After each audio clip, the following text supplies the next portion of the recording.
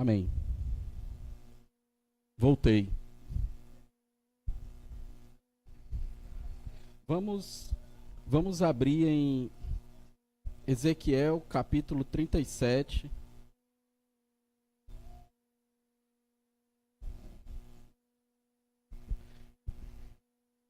Ezequiel, capítulo 37.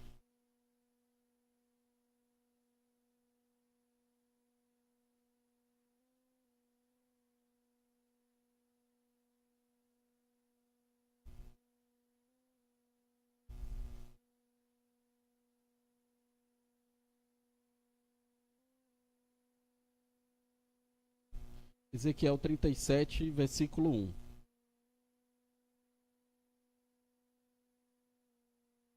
Amém? Não vamos ler agora, certo? Eu tenho aqui a missão de falar sobre esse texto, que é um texto que é bem puxado. É bem puxado para tentar expor aqui esse texto. Mas eu queria começar com uma pergunta. Você já se deparou com a situação que, ao seu ver, era irreversível? Você já se deparou com a situação que você olhou e disse: peraí, isso aqui não tem solução. Aquela situação só que você fica querendo voltar no tempo para poder consertar, ou então não fazer. Eu acho que todo mundo aqui já se deparou com essa situação.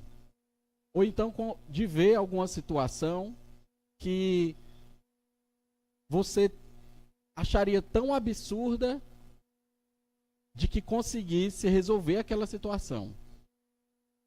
Uma situação que você olha e diz: só Deus mesmo para resolver isso aqui. Eu não consigo. Não tem como, não tem como. Eu acho que todo mundo já se deparou com a situação dessa. E hoje a gente vai ver Ezequiel se deparando com a situação dessa. Ezequiel, que é um profeta da época do exílio da Babilônia, o cativeiro da Babilônia, que durante todo o livro de Ezequiel, ele vem com várias profecias, e muitas sobre o que o povo vivia dentro do cativeiro da Babilônia. E aí, eu queria começar um pouco com fazendo um panorama histórico do que Ezequiel estava vivendo aqui nesse tempo. Porque não tem como a gente entender de uma maneira mais fácil se a gente não entender o que ele estava passando e o que o povo passava naquele tempo, certo? Então, teve um tempo em que Samuel... Pode passar eles. Teve um tempo que Samuel, ele já estava velho, e aí o povo queria que Samuel deixasse o cargo dele e elegesse um rei. O povo, os líderes de Israel ficaram no pé de Samuel, dizendo: a gente quer um rei, a gente quer alguém que represente aqui a nação de Israel. Você tem que levantar um rei. Peça a Deus que levante um rei. E aí Samuel foi, conversou com Deus. E Deus, vendo toda a situação que estava acontecendo ali, disse: pois vai, Samuel, faz o que o povo quer. Elege um rei e deixa eles sofrer as consequências. Foi exatamente isso. Aí Samuel foi apresentado a ele um rapaz de nome Saul, e ele então foi tido como o primeiro rei de Israel. E aí, na época, já passando as tribos, já tinham passado os juízes, que aí Samuel acaba o tempo dos juízes, e entram ao tempo dos reis. E aí começa com Saul, depois vai para Davi, Salomão, e vai terminar lá em Roboão. Terminar em partes, né? Mas quando chega em Roboão, ele acontece uma coisa com o reino. Lembrem que o reino de Israel era uma coisa só. As 12 tribos viviam juntas como um reino só. Então, todo esse período de Canaã até Roboão, eles eram unidos, eles eram uma coisa só. Quando chega em Roboão, já tinha acumulado muita coisa. Já tinha acontecido muita coisa, tanto no reinado de Saul, como de Davi, e principalmente no reinado de Salomão. Salomão, como a gente sabe, casou com muitas mulheres, teve muitas mulheres. E essas mulheres eram de várias nações, então essas mulheres traziam com elas religiosidades, deuses de outras nações, costumes, tradições, e com isso foi sendo inserido dentro do povo de Israel coisas assim. Mas também não só isso. Problemas políticos, apostasia religiosa. O povo já estava reclamando demais da cobrança dos tributos. E aí quando Roboão entra, aumenta mais ainda tributo. E aí foi uma coisa puxando a outra, acarretando, e teve ali o que a gente conhece como a divisão dos reinos. Que aí a nação foi dividida em Reino do Norte e Reino do Sul. Pode passar, gente. O Reino do Norte ficou conhecido como o Reino de Israel. E o Reino do Norte, ele era, na hora da divisão, ficou 10 tribos para o lado do Reino do Norte. E essas 10 tribos começaram a capital, Samaria, e a partir dali eles começaram o seu reinado. Só que aí tinha muita coisa complicada dentro do Reino do Norte. Continuou corrupção política, degradação espiritual, social. E dentro do reino de Israel tiveram alguns profetas, como Elias, Amós, Oséias. Oséias, que até já foi citado aqui em pregação, foi aquele profeta que Deus mandou casar com uma mulher adúltera. E justamente porque Deus queria dar uma lição no povo. E aí esse reinado, ele durou 200 anos. Ao longo desses 200 anos tiveram 20 reis. Quer dizer, 19 reis no caso. E aí, contrapartida a esse reino, o Reino do Norte, teve também o Reino do Sul. Que aí, diferente do Reino do Norte, que tinha 10 tribos, essa só tinha 2 tribos, que era Judá e Benjamim. E aí, a partir desse reino, que a gente vai entrar na história, nessa história do Vale dos Ossos Secos. O Reino do Sul, o rei era Roboão, o rei aqui era Jeroboão, que foi um dos que se rebelou na época e acabou virando o rei do norte. Mas o rei aqui, que era Roboão, aquele rei lá, filho de Salomão, permaneceu no Reino do Sul. E a capital do Reino do Sul era Jerusalém. Então, enquanto aqui era Samaria, aqui era Jerusalém. Interessante porque mais lá na frente, lá, vai acontecer uma coisa que é muito famosa, uma passagem que é muito famosa, que é aquela parábola do samaritano, que a gente conhece bem, mas que vem a partir daqui, dessa divisão. Porque acabou que esses 2 reinos meio que permaneceram com divergências ao longo do tempo. E aí, o Reino do Sul era mais comprometido com a vontade de Deus, mas ainda assim tinha problemas com idolatria, tinha problemas políticos. E nesse meio tinha o profeta Isaías, o profeta Jeremias, que aí depois também vinha o profeta Ezequiel, o profeta Daniel. E aí tiveram também muitos reis que tentaram se manter fiéis. O rei Asa, o rei Josafá, rei Uzias, também conhecido como Azarias, que esse rei aqui foi aquele que acabou todo coberto de lepra, porque ele quis queimar um incenso no lugar do sacerdote.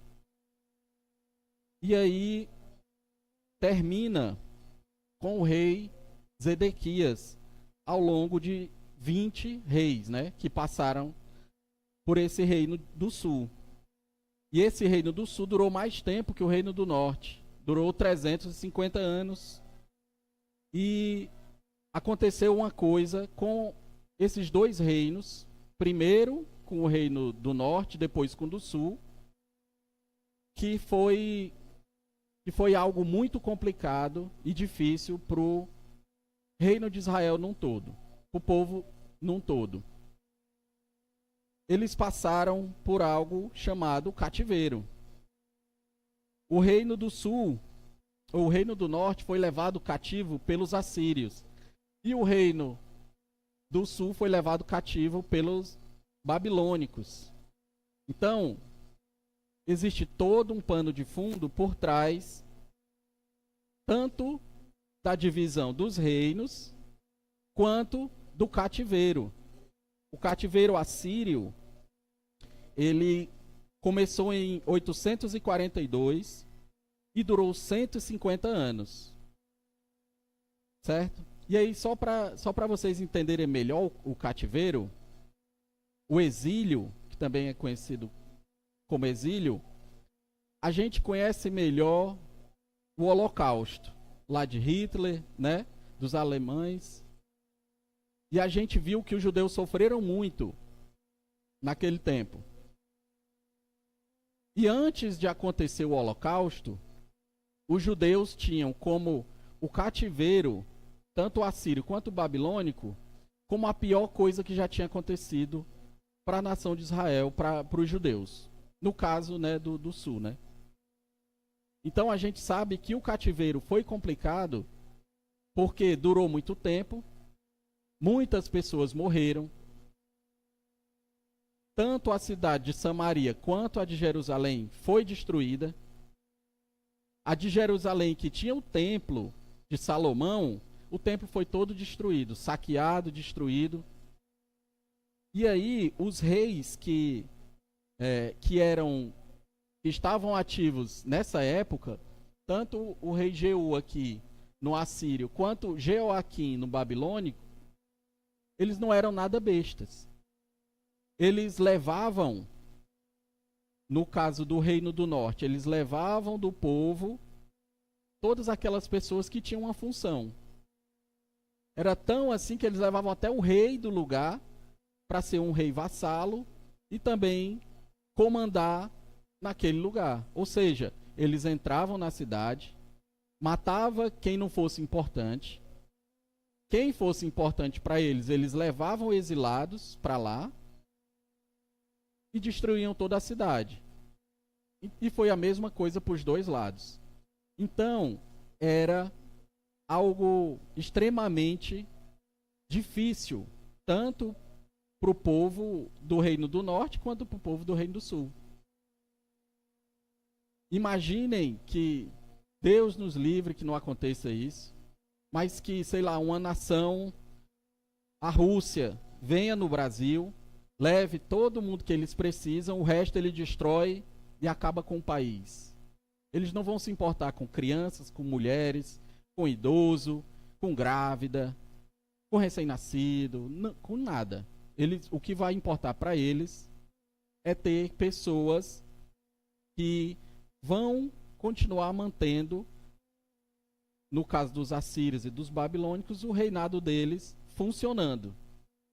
Então, o cativeiro era basicamente isso, certo? Mas qual é o sentido do cativeiro? Como eu disse lá no começo, Samuel, ele vinha mantendo o povo centrado em Deus.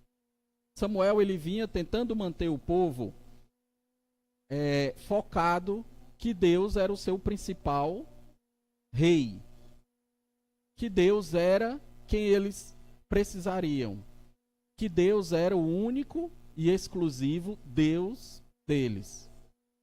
Só que aí, conforme o tempo passa, as pessoas, né, vão se corrompendo e o povo chega a esse tempo de pedir um rei. Então eles deixam de crer que Deus pode resolver as coisas para eles e pedem um rei humano e físico para resolver. É mesmo que dizer assim: Deus, eu não preciso mais de tu, não. Manda só um rei, porque aí o rei vai criar os exércitos. O rei vai dominar melhor aqui. Então, Deus, ele se sente rejeitado pelo povo. E aí, conforme o povo rejeita, Deus vai olhando e vai tentando segurar a sua misericórdia, mas chega um tempo de que Deus olha e diz: esse povo aqui precisa entender quem é o Deus que eles servem. E aí ele, como ele mesmo diz, ele comanda o rei Nabucodonosor, no caso do cativeiro babilônico, comanda o rei Nabucodonosor, ele entra, destrói toda a cidade de Jerusalém, leva o povo que ele precisa, mata os que não precisa, e então ele leva o povo cativo durante 70 anos na Babilônia. E isso tudo por consequência da rejeição do povo para com Deus. Então, a partir daqui, a gente tem um panorama histórico do que Ezequiel estava vivendo naquele tempo. O povo estava distante de Deus, era idólatra. O povo era injusto, era imoral. Eles estavam vivendo uma degradação espiritual e estavam totalmente longe de Deus. Então, Deus permite o cativeiro para que eles possam depois entender quem era esse Deus. E aí, com tudo isso ainda, Deus enviando profetas, e os profetas dizendo para eles: vocês façam isso, isso aqui vai acontecer, tal coisa vai acontecer. E mesmo assim o povo não cria, não ouvia. Então, depois de tudo isso, Deus olha e permite esse cativeiro. E aí é onde nós entramos aqui na história do Vale dos Ossos Secos. Vamos ler agora Ezequiel 37, versículo 1 até o 14.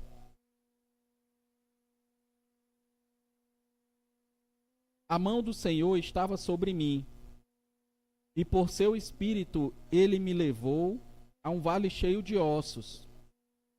Ele me levou de um lado para o outro, e eu pude ver que era enorme o número de ossos no vale, e que os ossos estavam muito secos. Ele me perguntou: filho do homem, estes ossos poderão tornar a viver? Eu respondi: ó soberano Senhor, só tu sabes. Então ele me disse: profetize a estes ossos e diga-lhes: ossos secos, ouçam a palavra do Senhor. Assim diz o soberano, o Senhor, a estes ossos: farei um espírito entrar em vocês e vocês terão vida. Porei tendões em vocês e farei aparecer carne sobre vocês e os cobrirei com pele. Porei um espírito em vocês e vocês terão vida. Então vocês saberão que eu sou o Senhor. E eu profetizei conforme a ordem recebida. Enquanto profetizava, houve um barulho, um som de chocalho, e os ossos se juntaram, osso com osso. Olhei, e os ossos foram cobertos de tendões e de carne, e depois de pele, mas não havia espírito neles. A seguir, ele me disse: profetize ao espírito, profetize, filho do homem, e diga-lhe: assim diz o soberano, o Senhor: venha desde os 4 ventos, ó Espírito, e sopre dentro desses mortos, para que vivam. Profetizei conforme a ordem recebida. E o Espírito entrou neles. Eles receberam vida e se puseram em pé. Era um exército enorme. Então ele me disse: filho do homem, estes ossos são toda a nação de Israel. Eles dizem: nossos ossos se secaram e a nossa esperança desvaneceu-se, fomos exterminados. Por isso profetize e diga-lhes: assim diz o soberano, o Senhor: ó meu povo, vou abrir os seus túmulos e fazê-los sair. Trarei vocês de volta à terra de Israel. E quando eu abrir os seus túmulos e os fizer sair, vocês, meu povo, saberão que eu sou o Senhor. Porei o meu espírito em vocês e vocês viverão, e eu os estabelecerei em sua própria terra. Então vocês saberão que eu, o Senhor, falei e fiz. Palavra do Senhor. Amém. Vamos orar. Senhor Deus e eterno Pai, nesse momento, Deus, nós paramos para ouvir aqui a Tua palavra, paramos para Te adorar, ouvindo a Tua voz, Te exaltando, Deus, e nesse momento aprendendo mais de Ti, Pai. Que o Senhor possa nos abençoar, nos dar sabedoria de entender, e que o Senhor possa, Deus, estar sempre juntos com cada um de nós, nos dando, Deus, o entendimento da Tua palavra e sabedoria para interpretá-la, para entender e descobrir o quão lindo e maravilhoso é essa palavra, Pai. Que o Senhor possa me usar aqui para ser um instrumento para falar dessa palavra, que não seja eu aqui falando, Deus, que o Senhor possa vir falar através da Tua palavra, que eu possa passar essa palavra da melhor forma possível e conforme a Tua vontade, Pai. Obrigado por tudo, que o Senhor nos abençoe, em nome de Jesus, amém. Amém. Em Abacuque 1:6, a gente vê quando Deus ele habilita a Babilônia a ser o que ela foi para o Reino do Sul. No versículo 6 diz: estou trazendo os babilônios, nação cruel e impetuosa que marcha por toda a extensão da terra, para apoderar-se de moradias que não lhe pertencem. É uma nação apavorante e temível, que cria a sua própria justiça e promove a sua própria honra. Então, o povo sabia o que iria passar. O povo já tinha entendido o quão complicado ia ser o cativeiro. E aí a gente vê Ezequiel vivendo em meio a tudo isso. Ele era uma das pessoas que tinham sido levadas cativas, que o rei iria precisar. Assim como Daniel foi levado cativo, os amigos de Daniel, Sadraque, Mesaque e Abednego. Então, eram pessoas que tinham uma importância funcional dentro do reino. E aí, a gente vê que essa visão que Ezequiel tem, que Deus mostra a ele, é num momento bastante crítico. É um momento em que o povo está vivendo um dos piores tempos da sua história. No caso aqui, era o pior tempo.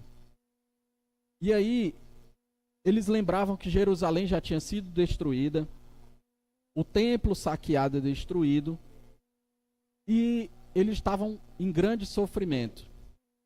Eles estavam desesperados, porque tinham perdido a sua terra, porque tinham perdido o templo que Salomão levou anos para construir, e era muito importante para eles. E para muitas pessoas, eles tinham perdido a esperança. Assim como Hitler fez com os judeus, de levar para os campos de concentração e as pessoas não tinham esperança alguma de acordar no outro dia, ou de passarem anos lá trabalhando, sendo maltratados e mortos pelos alemães. Esse povo aqui também não tinha esperança de um futuro. Nessa visão, Ezequiel é levado a esse vale, e aí Deus mostra para ele um vale cheio de ossos secos. Aí eu volto lá para o começo, para aquela pergunta que eu fiz. Se você já tinha se deparado com uma situação irreversível, e aquela situação que Deus mostra a Ezequiel era irreversível. Era uma situação que, ao nosso olhar humano, não tinha condição de voltar a acontecer de novo. De dali, do meio daqueles ossos, saírem pessoas andando. Não tinha como a gente olhar e dizer. Não tinha como Ezequiel olhar e dizer. A gente tem um cachorrinho, e toda vez que a gente come aquela carne com osso buco, a gente joga o osso para ele.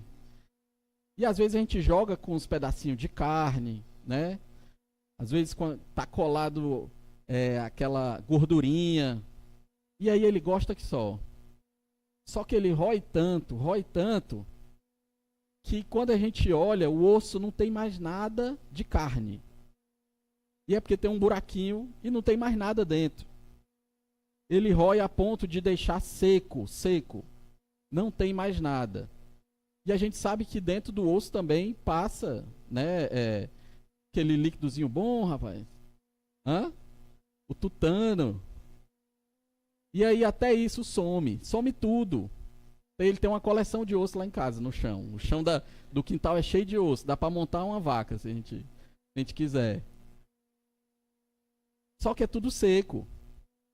Não tem como eu olhar ali, pegar um osso dali e dizer assim: tá aqui a vaca. Tá aqui uma vaca. E aí, do nada, surge uma vaca com couro, com pele, com músculo, com osso, com tendão. Não tem como, não existe como eu olhar para aquele montezinho de osso do nosso cachorrinho e ele, dali, surgiu uma vaca. É absurdo, né? Mas aqui era exatamente isso. Deus mostra uma situação exatamente assim. Não tinha como olhar para aqueles ossos, e ainda humanos. Osso que depois a gente vai ver que eles batiam e faziam barulho, né? Não tinha como Ezequiel olhar e dizer: peraí, o que vai surgir daqui? Só que Ezequiel, ele confiava em Deus. Mas aquela situação era uma situação aparentemente irreversível. O versículo 1 e 2 mostra a morte. Era um vale de morte. Era um vale de desesperança. Era um vale que não tinha futuro.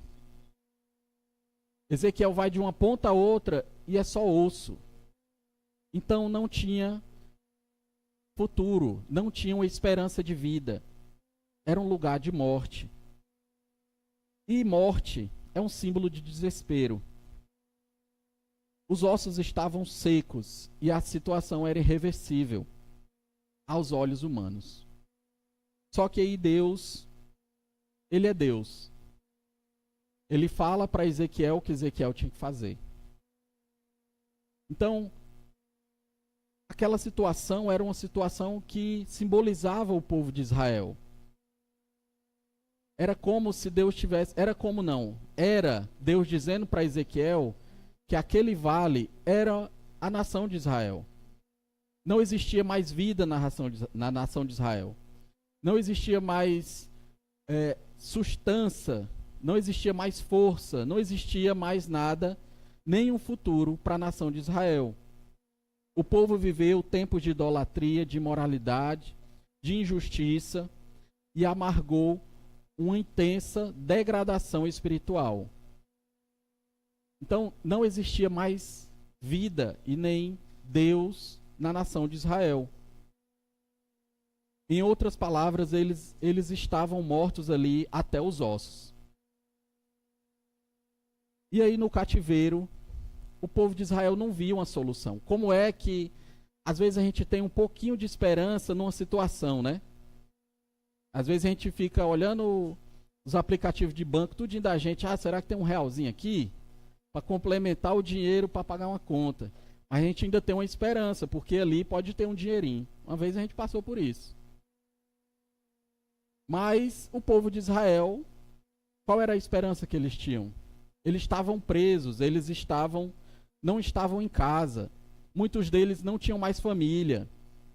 Eles viviam à mercê de um rei mau, de um rei que idolatrava outros deuses. Eles não tinham esperança. A única esperança deles era chegar um dia de morrer. E acabou-se. E aí, é quando Deus fala para Ezequiel que ele mostra a que ele veio. Que ele pode restaurar qualquer coisa que esteja perdida. Que Deus tem o poder de restaurar, seja o que for. Porque quando mais à frente Ezequiel vê o que acontece com os ossos, com certeza a cara de Ezequiel era impagável. Ele acreditava em Deus, ele cria em Deus, ele estava tendo uma visão do que estava acontecendo. Mas ver tudo aquilo devia ser incrível, devia ser épico, exuberante. Às vezes a gente vê, né, no cinema aquela cena de guerra bonita, aquele negócio bem feito, e a gente acha lindo e bem feito, maravilhoso. Agora imagine ver um monte de ossos juntando, formando corpo, nascendo músculo, ligando os tendões, e o barulho, e aquilo tudo crescendo e virando um exército de pessoas. Era incrível. E aí Deus mostra a Ezequiel quem era o Deus dessa nação. Não importa quão seco ou sem esperança fosse a situação, Deus iria consertar. Ele tem o poder de trazer vida e restauração aonde não parece mais haver alguma possibilidade de vida. E o povo tinha esquecido disso. O povo tinha deixado de lado esse Deus que tinha o poder para fazer tudo isso, que falou que ia fazer tudo isso. E aí, os ossos que representam essa nação representavam o estado espiritual, o estado físico de Israel ali. Eles estavam longe da sua terra, sem esperança, vivendo na escravidão e distante da presença de Deus. Não tinha como serem ossos com vida, como serem corpos com vida, por mais podres que pudessem ser os corpos deles. Não no sentido figurado de corpo de cada pessoa daquela nação, mas como uma nação num todo. E aí, quantas vezes a gente se depara com situações que a gente acha que é impossível para Deus? Trazendo um pouco para a gente hoje, a gente às vezes se depara com uma situação que é possível para a gente, mas a gente esquece o Deus que a gente tem. Às vezes a gente deixa de lado de pedir a Deus por alguma situação, por algo que para nós é possível. Por que para Deus não seria? Então, sempre que a gente pensar que algo não tem solução, a gente tem que lembrar do Deus que a gente serve. E o povo aqui tinha esquecido desse Deus. A gente tem que confiar em Deus, confiar na vontade dele. Porque se a gente não confia na vontade, a gente só vai querer a nossa vontade, que era o que o povo fez. Eles queriam a vontade deles, eles queriam fazer e andar com as pernas deles. Mas eles dependiam de Deus. E no versículo 3 e 4, diz o seguinte: ele me perguntou, filho do homem, esses ossos podem tornar a viver? Eu respondi, ó soberano Senhor, só tu o sabes. Então ele me disse, profetize a esses ossos e diga-lhes, ossos secos, ouçam a palavra do Senhor. Então, Deus questiona a Ezequiel, ele pergunta se Ezequiel acha mesmo que pode acontecer alguma coisa ali, e Ezequiel sabe o Deus que ele serve. Então, ele diz, tu sabe, Deus, que pode acontecer alguma coisa. E aí, a pergunta não é nem só para testar a fé de Ezequiel, deixa eu testar aqui. Mas também para revelar algo que era mais profundo do que uma visão interessante de pessoas surgindo de ossos. Deus queria revelar a ele justamente o que aconteceria com a nação de Israel se ela se voltasse para Deus novamente. Se ela quisesse ter Deus como centro ali novamente. E aí Ezequiel, ele responde humildemente, reconhece que somente Deus sabe a resposta daquela pergunta. E apesar dele saber que era uma situação impossível, ele sabia que para Deus era possível. Ele confiou que Deus poderia fazer qualquer coisa ali. Ele não sabia o que era. Ele só chegou e viu um monte de osso. Quando Deus fala o que é que ele entende. E ele confia. E aí Deus pede que ele fale. E Ezequiel obedece. Era absurdo para qualquer um de nós, para eu olhar para os ossinhos do meu cachorro e dizer, surge aí uma vaca. Surge. É absurdo. Poderia ser absurdo para Ezequiel também, apesar de estar tendo uma visão de Deus, apesar dele ser um profeta. Mas Ezequiel não hesitou, ele confiou e ele creu. E ele foi lá e obedeceu a Deus.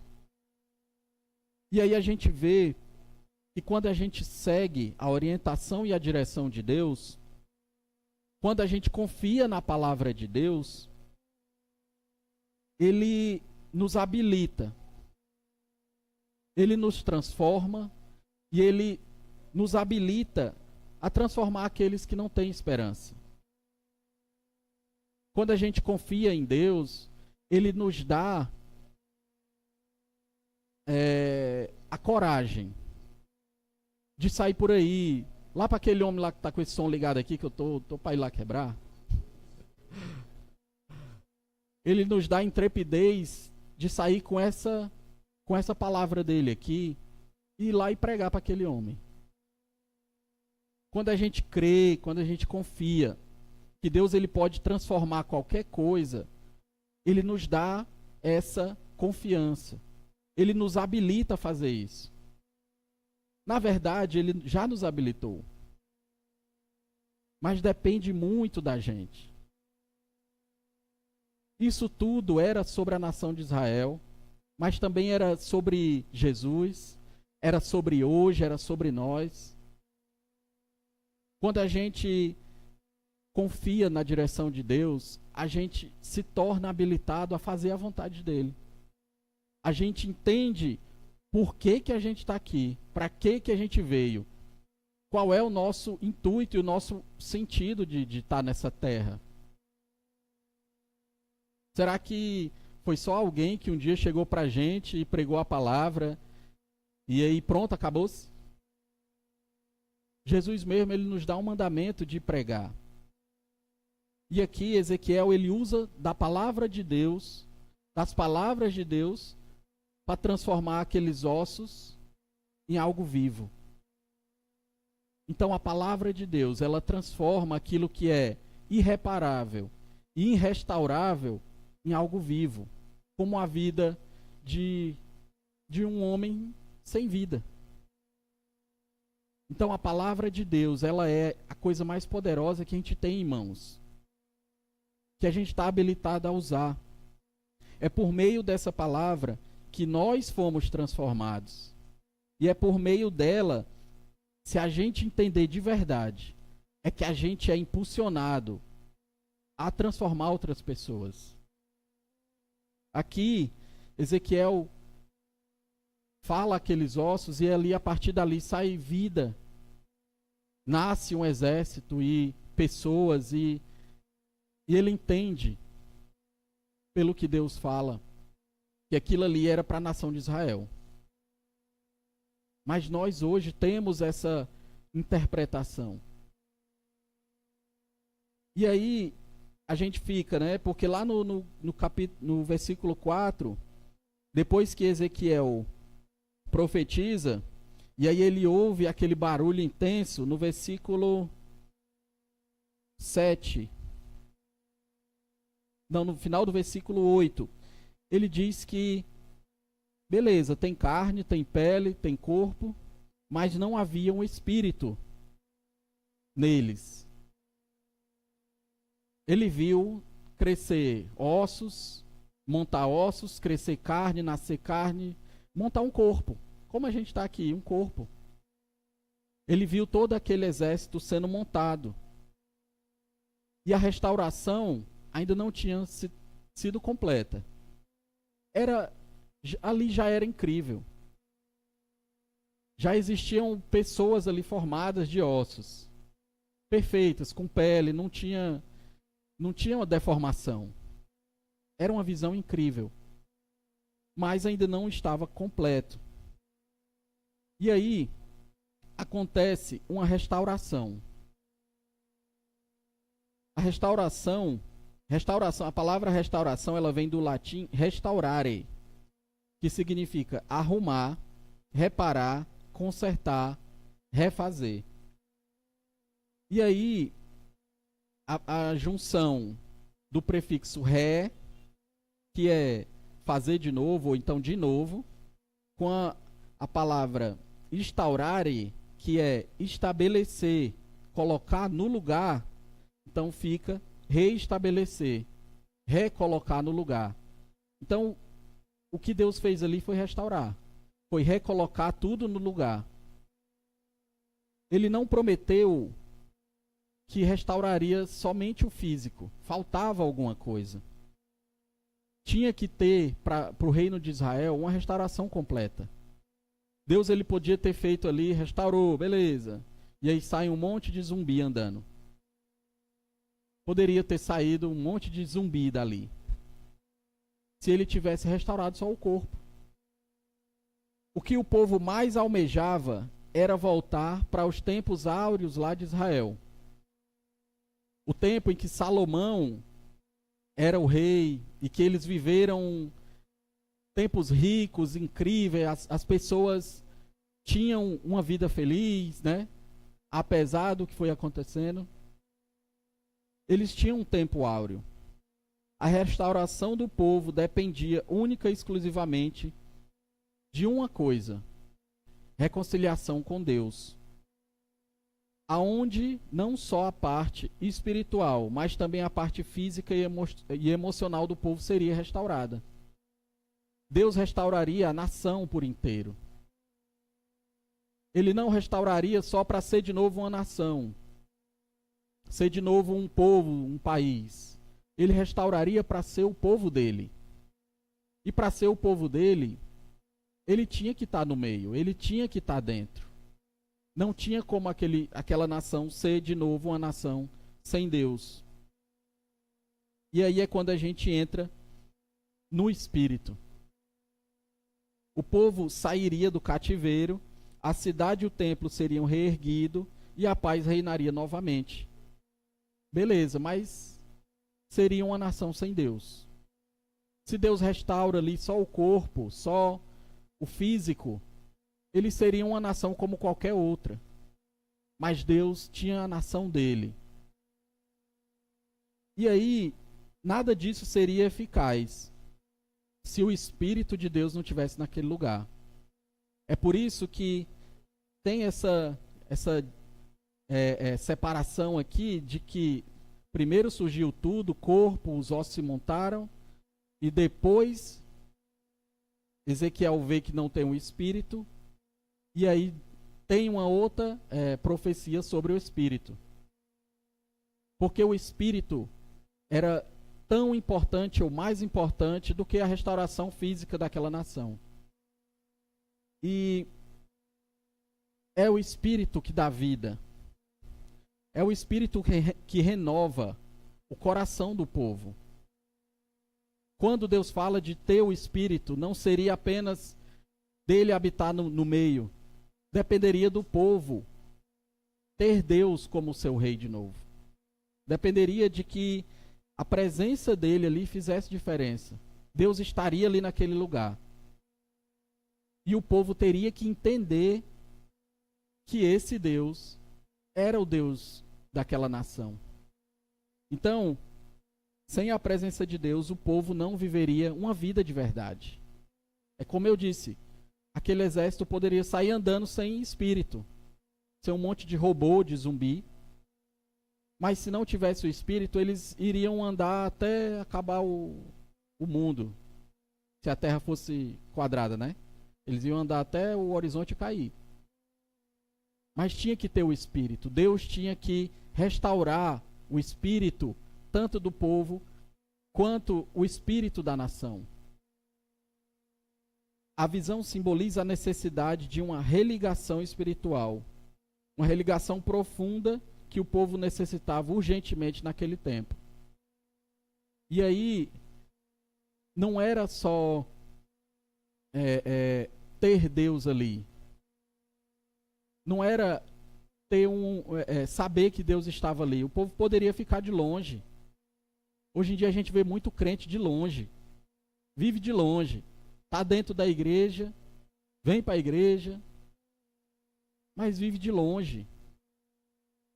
Vive fora daqui da igreja, faz qualquer outras coisas que a gente nem imagina. São pessoas que estão na igreja, mas que não estão vivendo o espírito da igreja.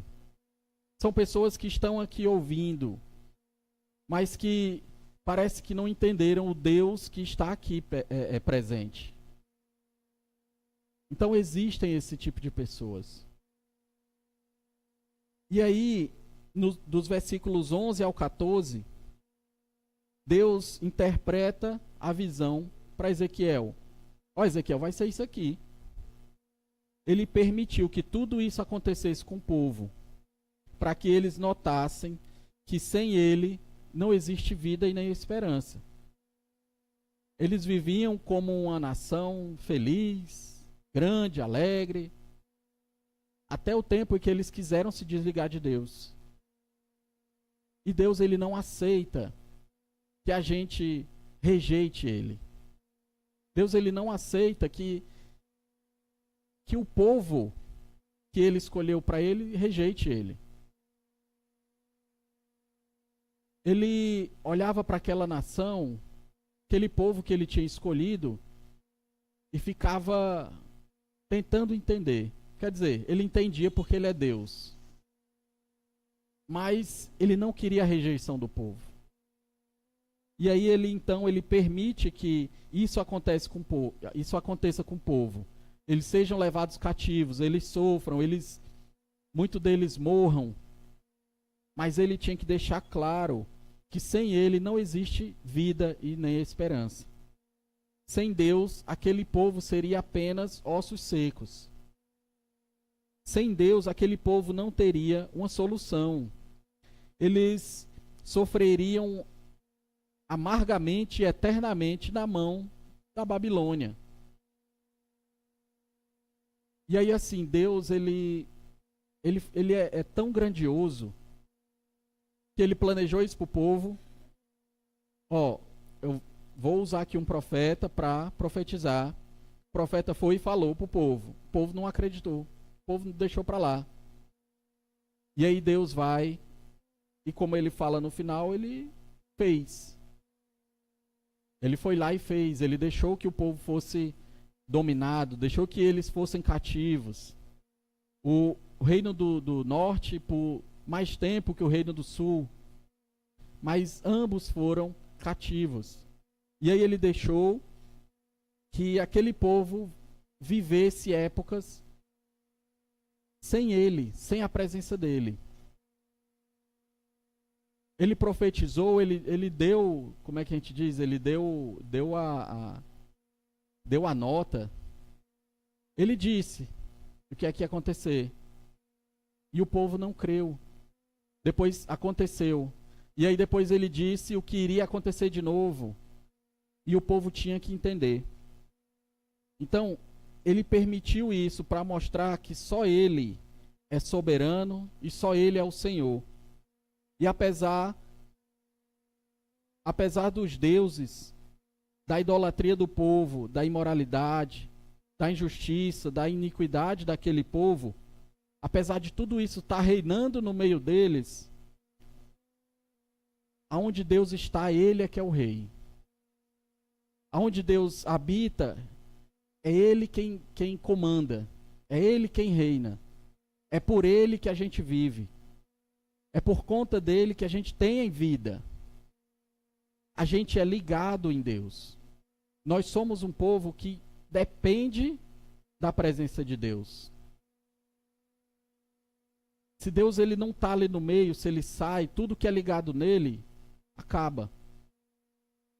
Nós temos que ser ligados em Deus. Nós temos que estar aqui presentes na presença dele e ligados a ele. E aí Deus promete não apenas devolver o povo para a sua terra, mas ele também renova o espírito. Ele, dali para frente, o povo saberia que só com ele a nação seria uma nação de verdade. Teria vida de novo. Só a partir dali, a partir da presença de Deus, deles aceitarem Deus ali no meio de novo, eles seriam verdadeiramente uma nação. E Deus profetiza até o fim da Babilônia. Quando acaba tudo, e aí o povo sai do exílio, volta para a terra, reconstrói a cidade, reconstrói o templo. Deus ali está no meio de novo e as coisas acontecem. E aí tudo isso, vou ser bem mais rápido aqui agora. Ainda falta metade ainda aqui, viu? Mas a gente vai apontar para Jesus agora. Lá está o povo de novo assolado por outra nação. Eles vivem assolados pelos romanos. O zelo dos fariseus com a religião acabou ficando rigorosa demais. Eles ficaram políticos demais, virou uma coisa de fachada. E eles estavam cheios de hipocrisia. Eles diziam para o povo fazer uma coisa e não faziam. Diziam para o povo ser de um jeito e não eram.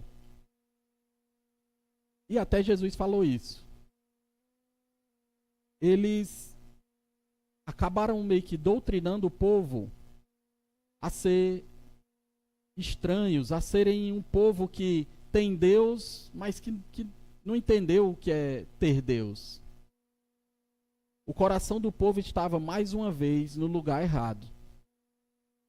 O povo precisava ser restaurado. E haviam profecias sobre isso.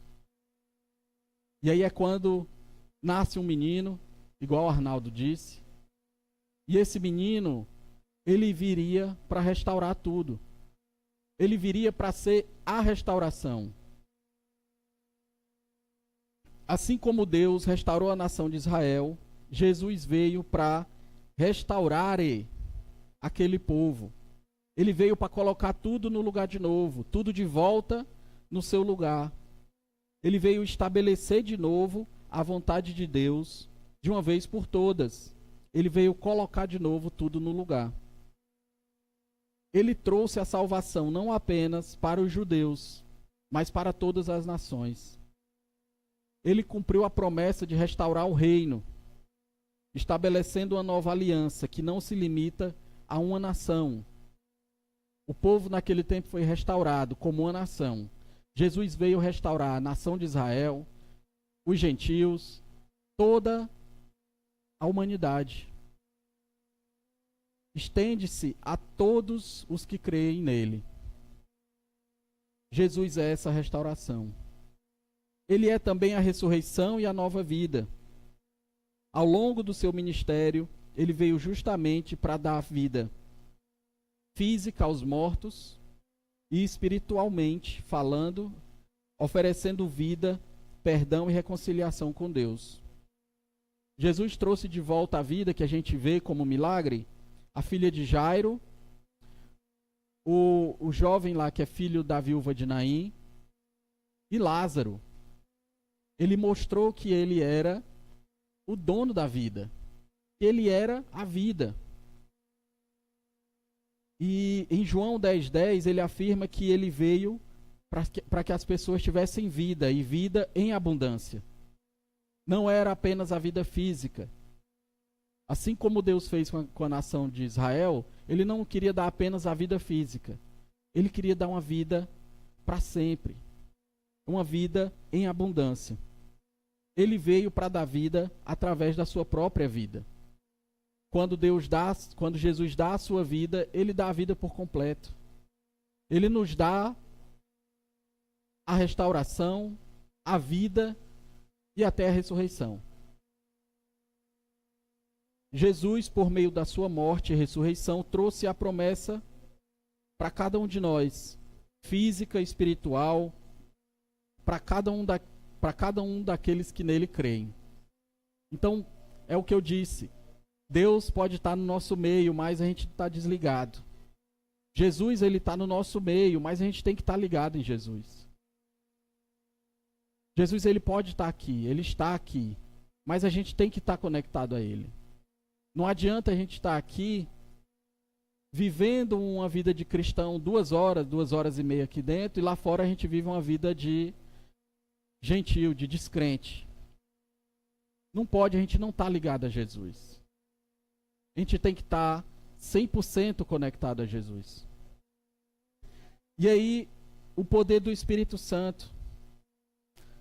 Deus, ele manda o Espírito Santo, manda que Ezequiel profetize o Espírito Santo. E aí entra o Espírito naqueles corpos e eles criam vida e Espírito. E a partir dali, a nação de Israel seria de novo uma nação que tem Deus como seu meio. E Jesus não era diferente disso. Quando, lá em Atos, ele fala do Espírito Santo, era o Espírito descendo sobre os apóstolos e depois sobre a nação. E agora sobre cada um de nós. Jesus, ele dá o seu Espírito para cada um de nós. Para cada um daquele que nele crê. É o fôlego de vida. É o vento que leva a vida para cada corpo, para cada ser. E aí se cumpre isso em Jesus. Ele capacita os crentes a viver uma nova vida nele, semelhante ao processo de restauração dos ossos. É através desse Espírito que a gente é impelidos, à luz da palavra, a levar vida às pessoas. É como eu falei, é através da palavra de Deus que vem vida naqueles corpos. E é através do Espírito que há em nós, que nós somos impelidos a levar a palavra. E aí no final do capítulo 37, do meio para o final, fala sobre a nação que tem um só rei. E aqui, do versículo 15 até o versículo 28, é uma profecia sobre Jesus. No final de Ezequiel 37, Deus promete a Israel, Deus promete que Israel será unido sobre um rei da linhagem de Davi. Uma referência messiânica que nós sabemos que é Jesus, que é o Messias. E aí, Jesus é descendente de Davi. Ele veio cumprir justamente essa promessa. Ele veio estabelecer o reino de Deus, tanto no aspecto espiritual, quanto no aspecto futuro, quando ele vier de novo na segunda vinda. Então, quando as pessoas chamavam Jesus de filho de Davi, eles estavam reconhecendo que ele era o Salvador. Porque o rei, para uma nação, ele é o representante, ele é aquele que defende a nação, ele é aquele que luta e que briga pela nação, ele é o Salvador da nação. Sendo assim, a visão de Ezequiel aponta para a obra de Jesus, sendo ele o restaurador da vida, a fonte de esperança, o Espírito de Deus entre nós e o Rei Salvador que unificou o seu povo de uma vez por todas. Como eu disse, é uma passagem que é muito rico, fala muita coisa, mas aponta para Jesus de uma maneira incrível. Aponta para Jesus de uma maneira que nos dá, assim, uma visão como a de Ezequiel, vendo aqueles ossos secos. Quando a gente olha para dentro da igreja e vê uma igreja cheia, a gente vê vida, a gente vê pessoas em pé, a gente vê pessoas que são impelidas pelo Espírito. E isso tudo é através de Jesus. Se Jesus não tivesse morrido, se Jesus não tivesse se entregado e dado a sua vida por nós, não teria restauração, não teria vida. E essa visão acaba sendo tudo isso que nós vemos aqui. Tudo isso que nós falamos, que nós estudamos. Quando confiamos em Deus e no seu Espírito, nós entendemos o que são os ossos secos, nós entendemos que o que está sem esperança só depende de Deus. Que assim como hoje em dia muitas pessoas estão vivendo sem esperança ou vida e dependem de Jesus. Deus enviou o restaurador e doador que fez isso por todos nós, que é Jesus. Restaurando a vida, nos dando o Espírito e nos dando a esperança de voltarmos para a nossa terra natal. Então, quando nós cremos que Jesus é o restaurador da nossa vida, é o nosso Espírito, nós almejamos voltar para a nossa terra natal. Para o lugar que Ele preparou, que Ele já havia preparado.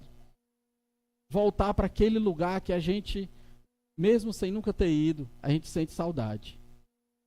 Então que nós possamos sempre estar firmes, estar querendo participar desse lugar onde Deus está no meio.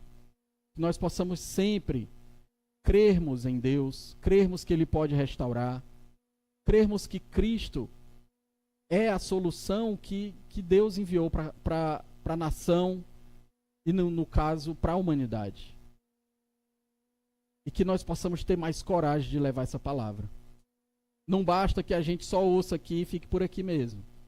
Não basta que a gente só ouça e ache bonito e incrível. Depende que a gente faça a nossa parte também. Então que nós possamos ser abençoados com essa palavra hoje. Amém? Vamos ficar de pé. Vamos orar. Que o Senhor possa estar abençoando a cada um de nós. Demorou só mais um pouquinho do que era para ser, mas eu acho que o relógio voltou ao normal, né, antes? Porque se não tivesse voltado, ia ter passado umas 2 horas. Mas vamos orar. Senhor Deus e Pai, obrigado, Deus, por nos mostrar essa visão. Hoje nós tivemos essa visão. Nós vimos aquilo que Ezequiel viu. Aqueles ossos que não tinham vida alguma serem transformados e restaurados pelo poder da Tua palavra e pela Tua presença. Nós vimos o quão importante é nós olharmos para o Senhor como único e soberano Senhor, Salvador das nossas vidas, aquele que sem ti nós não temos vida, nós não temos esperança, e nós almejamos estar perante a tua presença, perante a tua face um dia. Obrigado, Deus, porque tu és tão maravilhoso, que apesar da nossa iniquidade, apesar de sermos falhos, apesar de muitas vezes não crermos em ti como é para ser, o Senhor ainda assim é misericordioso conosco. Nós vimos, Deus, que Jesus, ele não apenas é aquele que morreu numa cruz e acabou-se. Não é apenas aquele que foi chicoteado e que há 2000 anos atrás morreu e ficou num túmulo. Ele é o Salvador, ele é o restaurador da vida, ele é a vida, e é através dele que nós temos a vida. Nós sabemos, Deus, que não existe em nenhum outro a vida que existe em Jesus. Nós sabemos que vida em abundância é só apenas em Jesus. Obrigado, Deus, porque tu nos mostra tão grande amor, uma obra tão magnífica como essa. Tu nos ensina o quão importante é permanecermos firmes e perseverantes nesse reino, Pai. Nós te agradecemos porque hoje a tua igreja te louva, hoje a tua igreja te engrandece, e que a cada dia nós possamos ser mais corajosos, mais intrépidos, ter mais vontade de levar aos outros essa palavra de restauração, de vida, de sair daqui, Deus, querendo falar para todo mundo o quanto o Senhor é na nossa vida maravilhoso, é um Deus forte, é aquele Deus que restaura e dá uma vida eterna. Obrigado porque tu és tão maravilhoso, Pai. Obrigado por essa reunião hoje aqui, por cada um que veio. Obrigado por tudo, Deus. Por essa oportunidade. Obrigado porque tu és incrível, maravilhoso, incomparável. E é sobre ti e para ti que nós vivemos. E para ti são todas as coisas.